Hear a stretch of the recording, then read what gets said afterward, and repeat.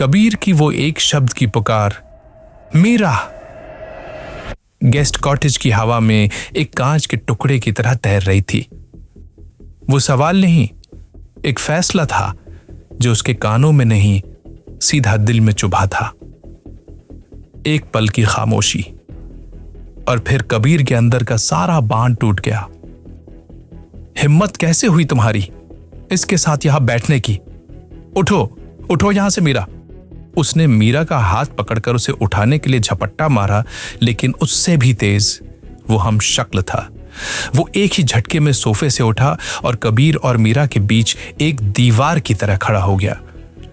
उसका चेहरा अब भी शांत था, पर उसकी आंखों में एक ठंडी फौलादी दृढ़ता थी।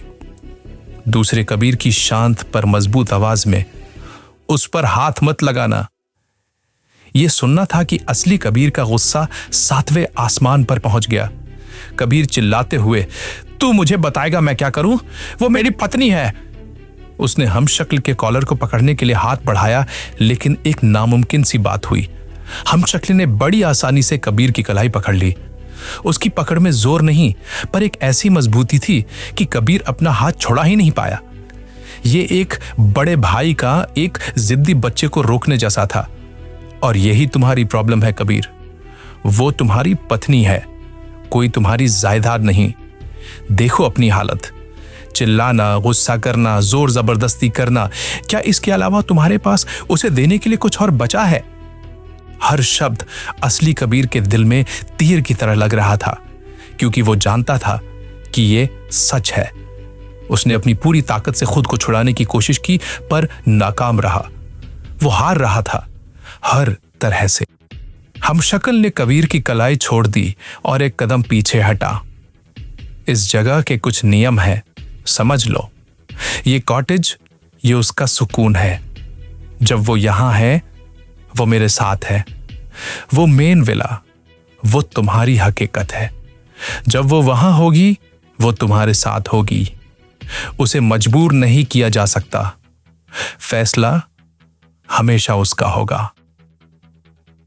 हमशक्ल ने यह बात कबीर को गुस्से से देखते हुए कहा। असली कबीर हाँफ रहा था। उसने एक नजर हमशक्ल को देखा और फिर मीरा को। मीरा जॉब भी सोफे पर बैठी, पत्थर बनी, सब कुछ देख रही थी। उसने कबीर की आंखों में नहीं देखा, और उसका ना देखना ही कबीर के लिए जवाब था। हार, एक कड़वी ठंडी हार। कबीर को पहली बार एहसास हुआ कि वो इस लड़ाई को ताकत से नहीं जीत सकता। वो चुपचाप मुड़ा और बिना एक शब्द कहे उस गेस्ट कॉटेज से बाहर निकल गया। इस बार वो अकेला था। लॉन पार करते हुए उसके कदम भारी थे। मेन विला का दरवाजा खोलते हुए उसके हाथ कांप रहे थे। वो अपनी ही हकीकत में हार कर लौट आया था। उसने खुद को सोफे पर गिरा दिया। सामने खिड़की से गेस्ट कॉटेज की रोशनी दिख रही थी, एक जलता हुआ सबूत कि उसकी मीरा अब उसकी नहीं रही। उसका दिमाग हजारों टुकड़ों में दौड़ रहा था। फैसला हमेशा उसका होगा। नियम, तभी उसके हारे हुए दिमाग में अजीब सा एक पागलपन से भरा ख्याल आया।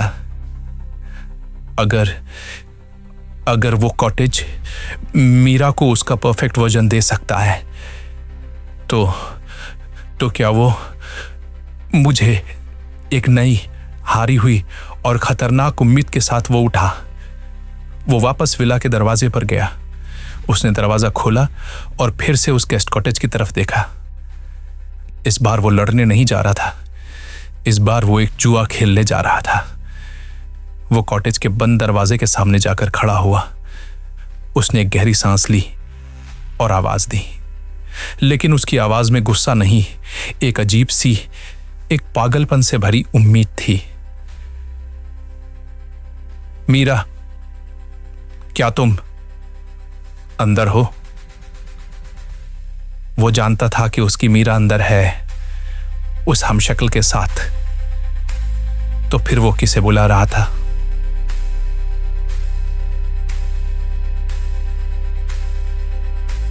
अगर कहानी अच्छी लगी हो तो जल्दी से लाइक करो, अपने दोस्तों के साथ शेयर करो और द कहानी बीट्स को सब्सक्राइब करना बिल्कुल मत भूलना। साथ ही बेल आइकन भी दबा दो ताकि जब भी नई कहानी आए सबसे पहले आपको मिले। धन्यवाद दोस्तों, सुनते रहिए हमारी कहानियां।